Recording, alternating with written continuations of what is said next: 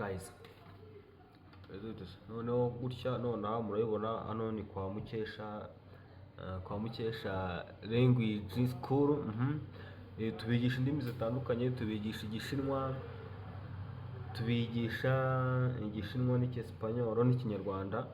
Ukumva ko Ikinyarwanda kivuga rwose nk'umuntu wakivukiyemo, kimvuga nk'umuntu cyavukiyemo ya cyangwa cyavukiyemo kikavuga nk'umuntu ukivuga yarakivukiyemo.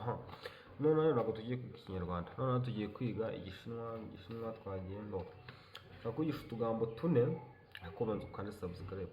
Ubuze uri kuntega amatwi gutya gusa turakanda subscribe. Uzazamenya Igishinwa utazi no gukanda subscribe. Twagiye noneho tugiye kwiga utujambo dutatu. Akambere karavuga ngo unshida.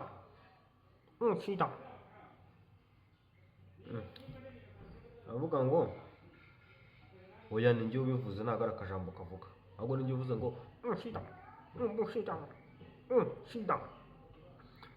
Ntabwo mubizi nyine. Nabaturira every day I need a broody of